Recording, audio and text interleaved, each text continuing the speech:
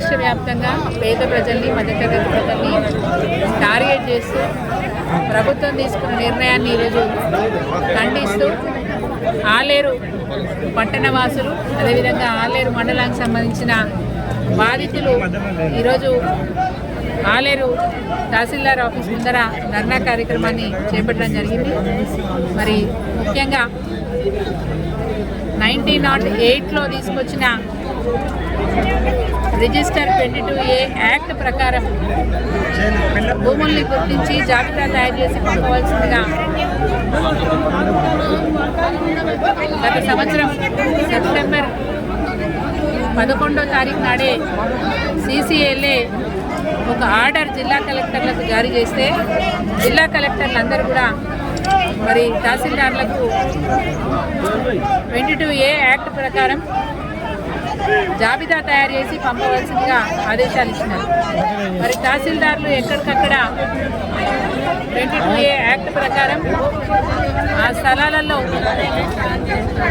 ఇండ్లను గుర్తించి వ్యవసాయ భూములను గుర్తించి ప్రాపర్టీ ప్రోహిబిటరీ రిజిస్టర్ అంటారు.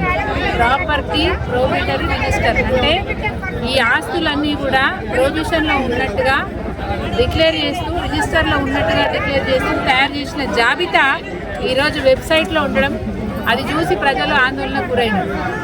ఆ వెబ్సైట్లో అనేక మంది ఇండ్లు కానీ అనేక మంది భూములు ఆ రిజిస్టర్లో నమోదై ఉండడం వల్ల, తహసీల్దార్ తయారు చేసిన జాబితాలో ఉండడం వల్ల ఈరోజు ప్రజలు భయభ్రాంతులకు గురవుతూ ఉన్నారు. ప్రొహిబిటరీ లిస్ట్ అంటే ఆస్తులు అమ్మడానికి కానీ కొనడానికి కానీ వీలు ఉండదు, అంటే రిజిస్ట్రేషన్ చేయబడవు. రెండోది, రిజిస్ట్రేషన్ చేయబడని భూములన్నీ కూడా ఈరోజు ప్రొహిబిటరీ లిస్ట్ అంటే ప్రభుత్వానికి సంబంధించిన ఆస్తులుగా వాటిని గుర్తించినట్టుగా భావిస్తాం. సో ప్రభుత్వానికి సంబంధించిన ఆస్తి అన్నప్పుడు ఆ ఇంటి యజమాని రేపు అప్పు తెచ్చుకుందామంటే అప్పు పుట్టదు, లోన్ తెచ్చుకుందామంటే లోన్ పుట్టదు, ఫర్దర్గా వాళ్ళు ఇంకేమన్నా ఇల్లు కట్టుకుందామంటే కూడా అవకాశం ఉండదు. సో ఇట్లాంటి దీన పరిస్థితిలోకి ప్రజల్ని నెట్టేసి భయపెట్టిస్తూ ఉంది ప్రభుత్వం.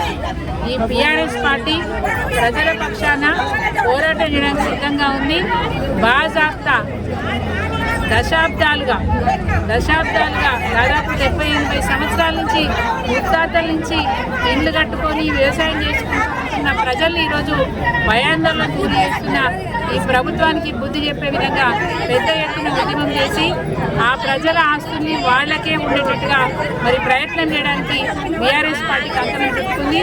ఈరోజు ఆలేరు నుంచి ఉద్యమాన్ని మొదలుపెట్టాం. ఖచ్చితంగా ఈ బాధితులకు ప్రొహిబిటరీ లిస్టులో ఎవరైతే ఆస్తులన్నీ ఉన్నాయో వాళ్ళందరి పక్షాన్ని నిలబడి పోరాటం చేసి వారి ఆస్తులు వారికి దక్కేదాకా మేము ఉద్యమాన్ని మరి నడుపుతూనే ఉంటాం, వదిలిపెట్టేది లేదు. కాంగ్రెస్ పార్టీకి బుద్ధి చెప్పే ప్రయత్నం చేస్తాం. ఈరోజు ప్రాజెక్టులు కట్టడానికి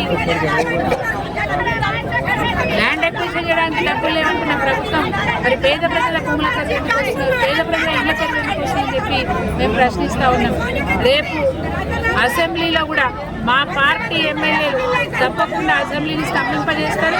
ఈ ప్రొహిబిటరీ లిస్టులో ఏవైతే జాబితా తయారైందో వాటన్నింటినీ కూడా ప్రొహిబిటరీ లిస్ట్ నుంచి మరి తీసేసి దాకా కూడా ఊరుకోమని చెప్పి సందర్భంగా తెలియజేస్తూ ప్రజల పక్షాన నిశ్చింతం. ప్రొహిబిటరీ లిస్టులో ఏవైతే మరి ఆస్తులు ఉన్నాయో వాటన్నింటినీ కూడా తొలగించేదాకా మా పోరాటం అనేది కొనసాగుతుందని చెప్పి సందర్భంగా తెలియజేస్తూ జై తెలంగాణ.